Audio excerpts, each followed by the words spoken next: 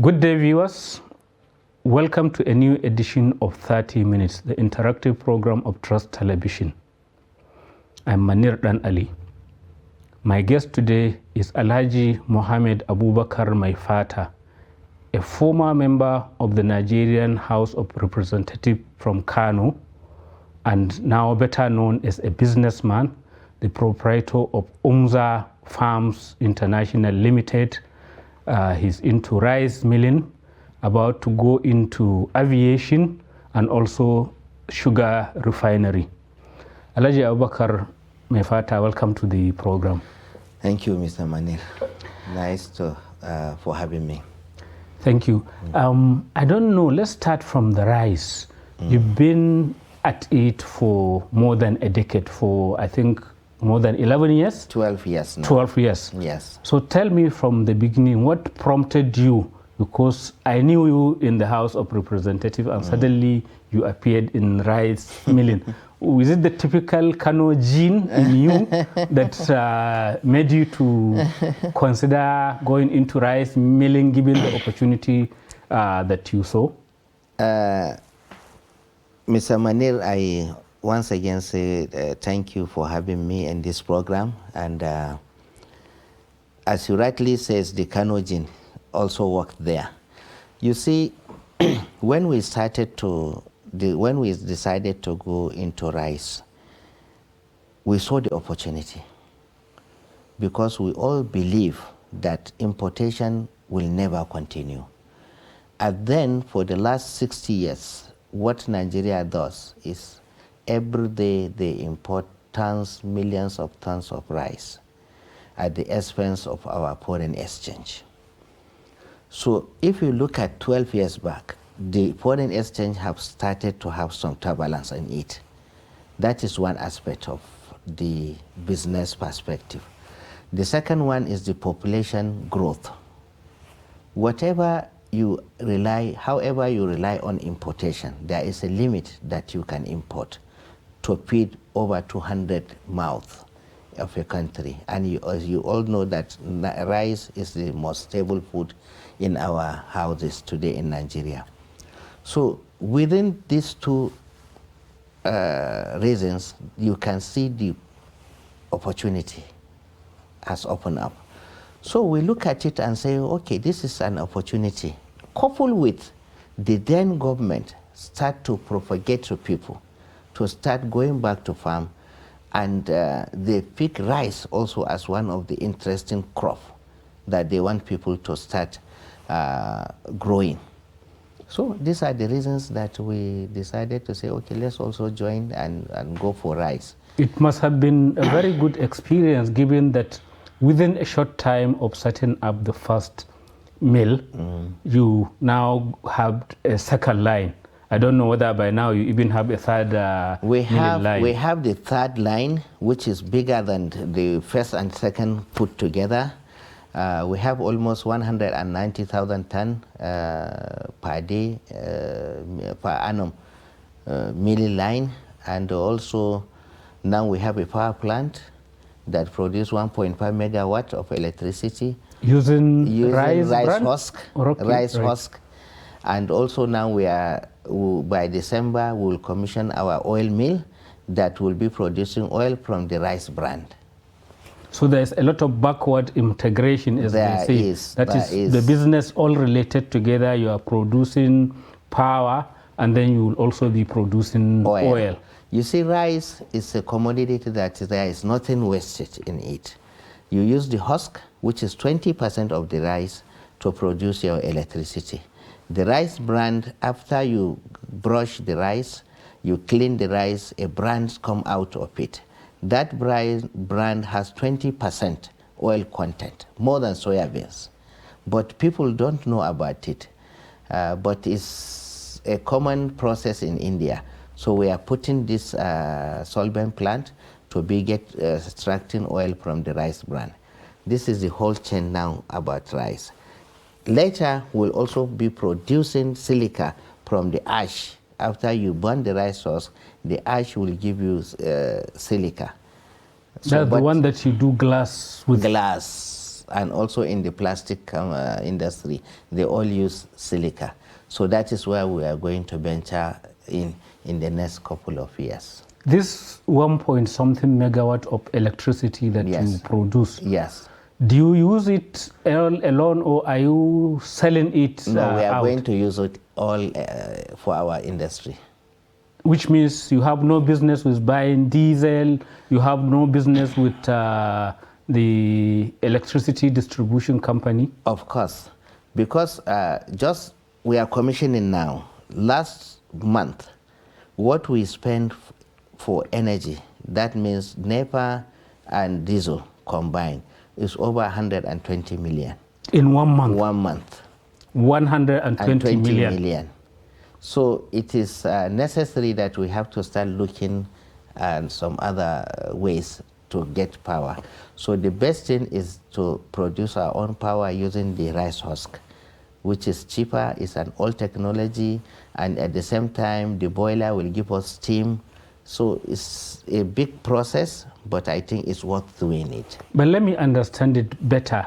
Is it what you are already doing or what you are planning to do? This electricity just commissioned last generation. week. We just commissioned it this week. Commission means you've started generating the power? We started generating the power just last week. So the distribution company can now take their power elsewhere. So let's go back to the rice. Yes. Because this year there seems to be the big issue of flooding. Of course, rice is usually grown in floodplains. And I recall during our visit one time to your factory where we saw maybe up to 50 trailers waiting to offload. Yes. There was, I mean, you did mention that most of the rice is from Taraba. And we see that Taraba is affected by this flooding.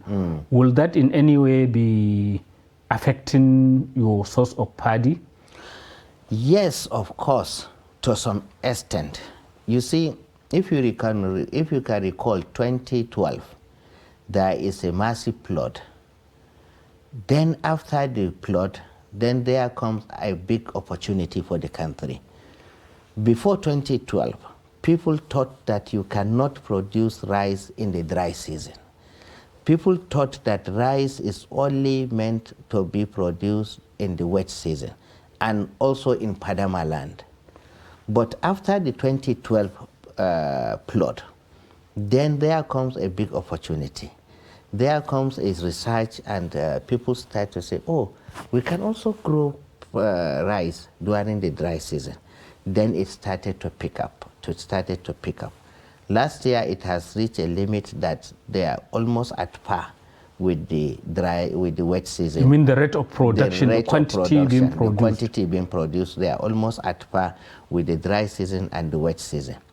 Okay, let me come back to the flood. There is a flood in almost 26 states in Nigeria, and it affects a lot of farmlands. Unfortunately, one of our biggest rice mills that they have almost 5,000 hectares of palm in Nasarawa was being cleared zero by flooding. It has happened many places. But the good story also is that rice has been produced this year more in the upland. And the upland rice are not much affected. So I think that is the only savior we have. So I think the flood has really touched our crops, and I hope the government can find a way to see how they can mobilize the farmers to go back and grow and plant the wet season, dry season as quickly as possible. But what is the market currently telling you? Are the prices showing some stability, or are you already seeing that the price of paddy, that's the rice you buy to mill, yes, has it gone up, or how is it? Is it looking like? It's looking up. It's not more stable. Expensive. More expensive, really, compared to last year. At the beginning of April season, that is the end of October. From now, some people have started harvesting.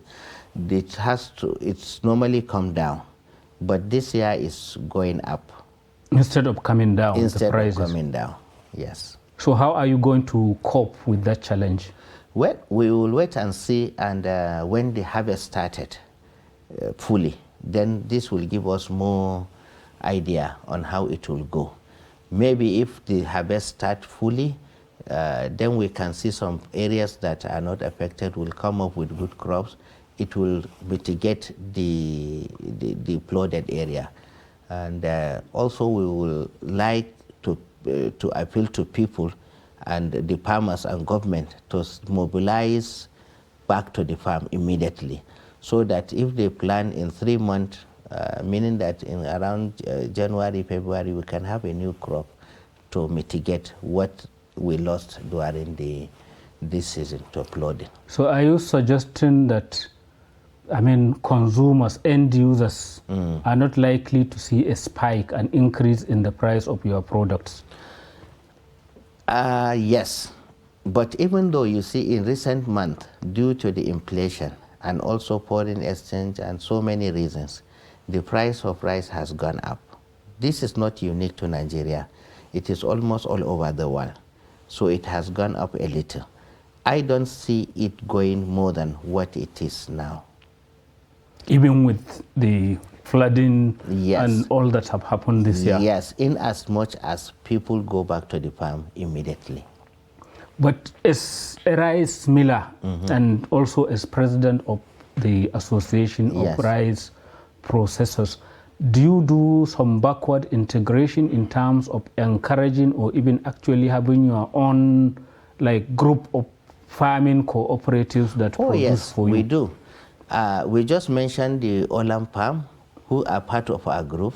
They have 5,000 hectares of land.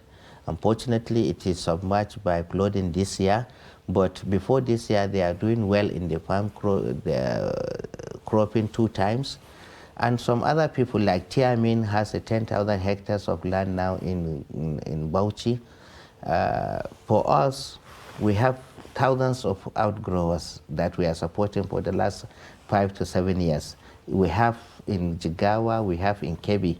So I'm sure many of our colleagues also have their own pocket of farms or outgrowers that they are supporting. This have helped the sector a lot.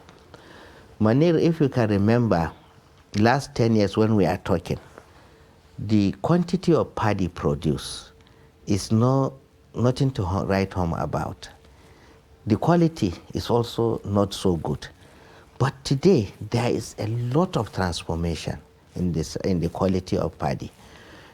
Farmers have understood to grow paddy well, like any other part of the world. The seed has also going on transformation. So we have also a seed that can be at par with any seed in the world. And also the land field that used for paddy production has increased, not double, maybe it has increased more than 10 or 20 times. So the quantity of paddy now produced have increased. So there is a lot of paddy in the system, even though there is a lot of rice mill, but the paddy is almost enough to everybody. But so only now what we are trying to do is to have more, so that it will bring the price of paddy down. Exactly. I want to touch on the price, that with all these things, the transformations, as you call it, that have happened, why are we not seeing cheaper rice? Because of the cost of the paddy. We have not reached 100% sufficiency in paddy production. Likewise, the milling. So by the time we reach a level that the paddy is enough for the millers, then we will have surplus. Once we have surplus, meaning that the price will start to come down. But up to now, we are still climbing. We are still climbing. We have to bear this trouble.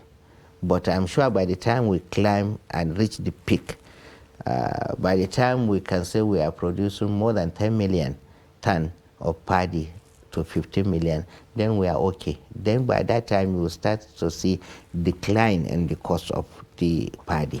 And then we will start thinking of export. I think on that note, we should go for a short break. Viewers, it is 30 minutes, the program of Trust Television. Our guest today is Alhaji Abubakar Maifata, the proprietor of UMZA Rice and president of Rice Processors Association of Nigeria.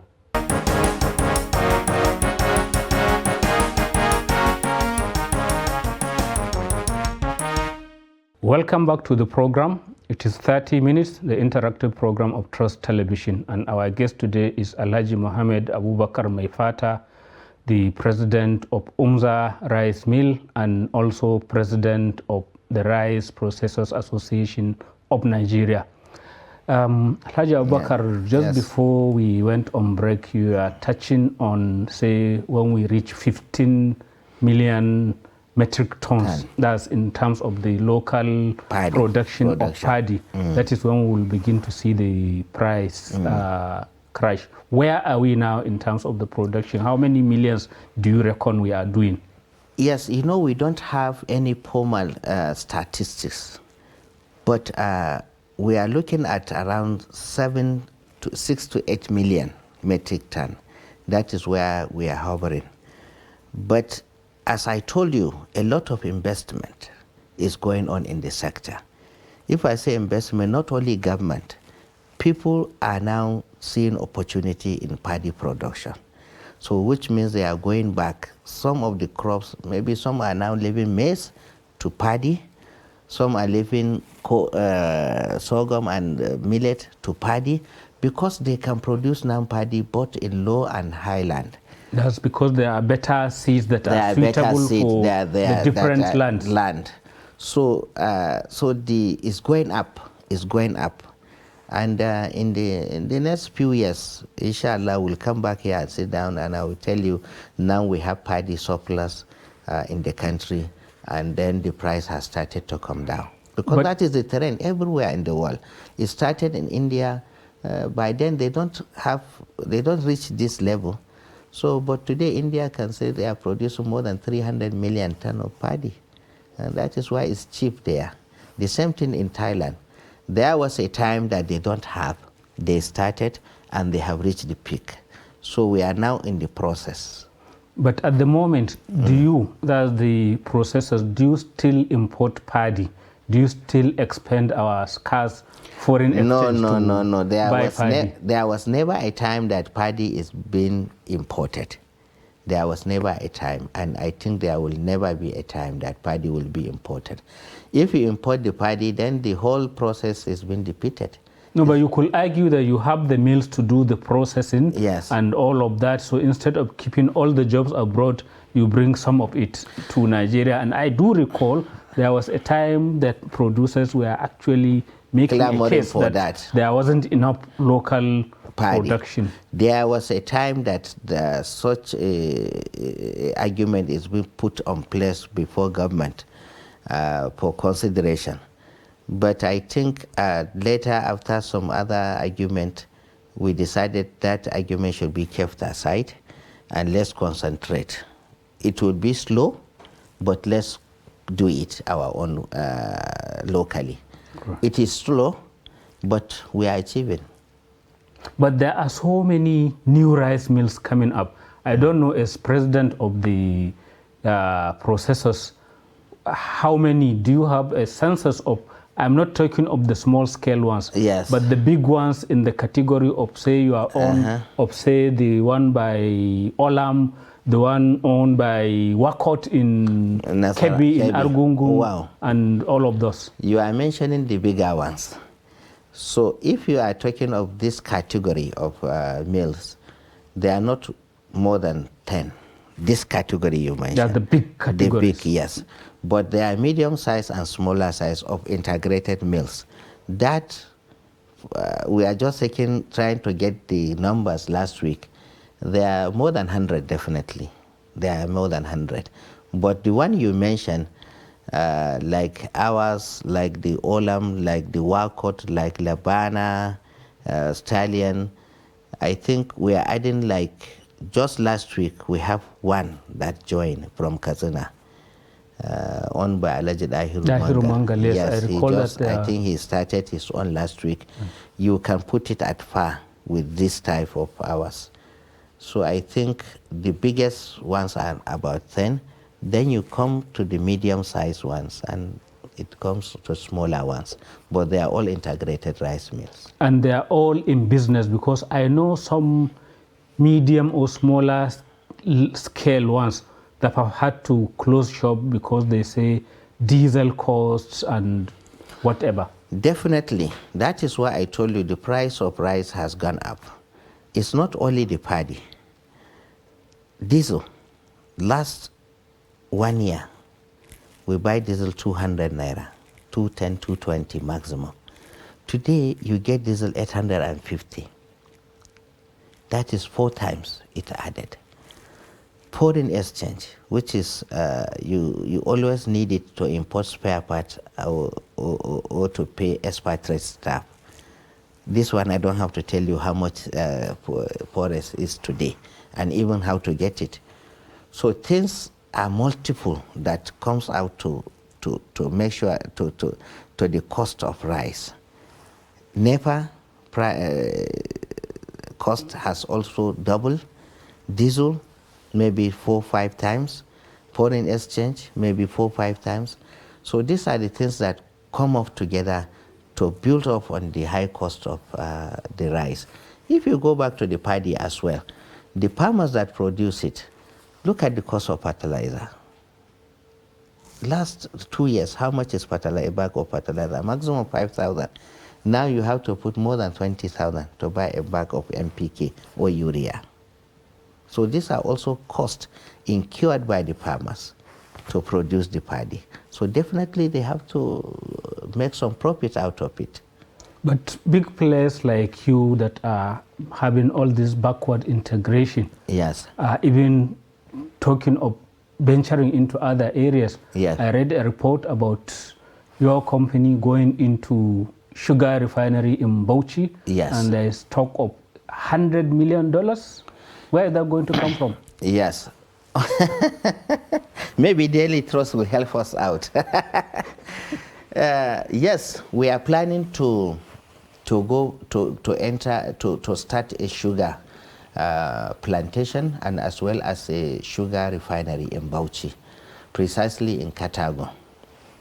That is a project that we hope it will see the light of the day maybe in 3 years. As you know, you have to start the plantation, and the plantation will take around 3 years for the sugar to mature. And at the same time, you put on the mill. The mill will have three parts to it. One, the sugar refinery, then ethanol plant, and a power plant. A power plant of about 32 megawatt. It is power to be derived from the sugar refining process? Yes.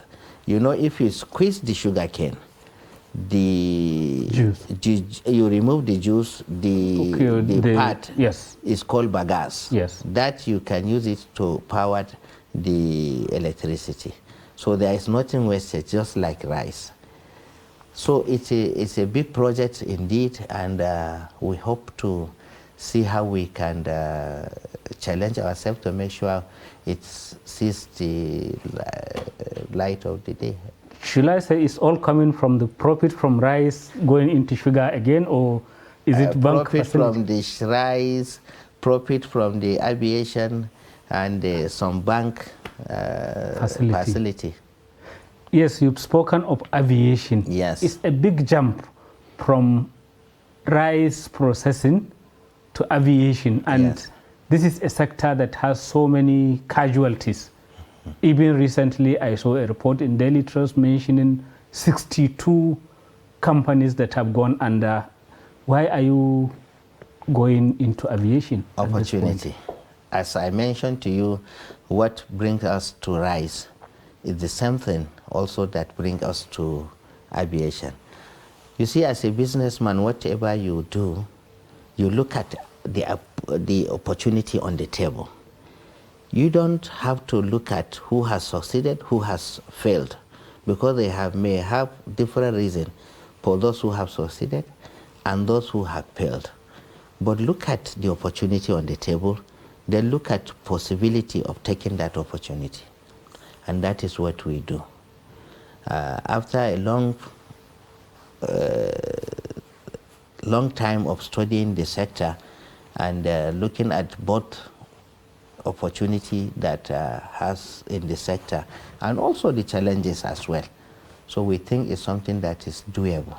That is why we decided to venture into it. I see like you are going into partnership with Aero, because I saw a news item talking about you giving them some of your planes, and it appears you already have the airplanes on the ground. Yes, we acquired 5 Q400 aircraft from Canada, and 2 have arrived. 1 will be arriving by the end of this month, then 1 in November ending, then December. So, as you know, aviation has a lot of process. We are now in the process of getting our AOC, that is Air Operation Certificate. Without that, you cannot start operating. So instead of us to keep the aircraft in the airport idle, which paying parking fees and paying all sorts of things, we decided to work with Aero so that they can operate the aircraft on our behalf before our AOC is ready.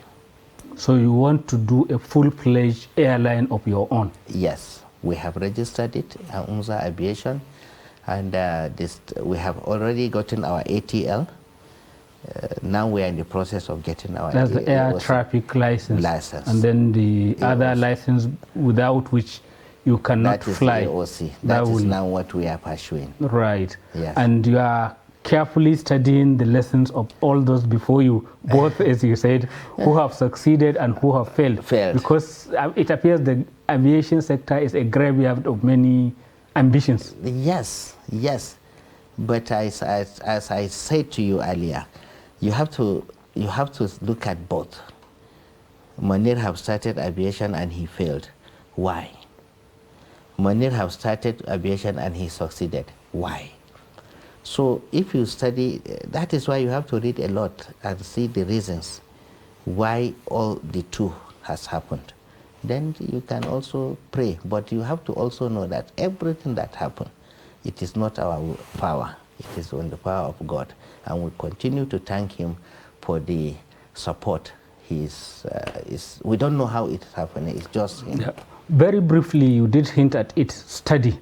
Do you have a backroom where you are studying the whole business environment and thinking of, okay, maybe after rice, I should go into sugar, maybe I should go into aviation, definitely. All of that. So there's something that is informing these decisions. Definitely. As you know, Nigeria has a lot of opportunity.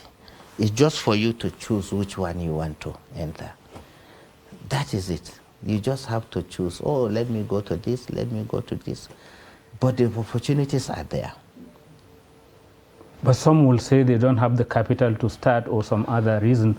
And even in your own case, probably it was tough starting. Yes, definitely. To start a business, it's a big challenge, of course. But you know, if you establish yourself in the business and you have a good name, support are there that you can easily get. But for a starter, it's really challenging. We have faced that challenge, and I know even now it's tougher than when we started. Alhaji Abubakar Maifata, thank you very much for coming to 30 Minutes. Thank you, Manir. Viewers, that is it. We've come to the end of this edition of 30 Minutes, the interactive program of Trust Television. Keep a date with us.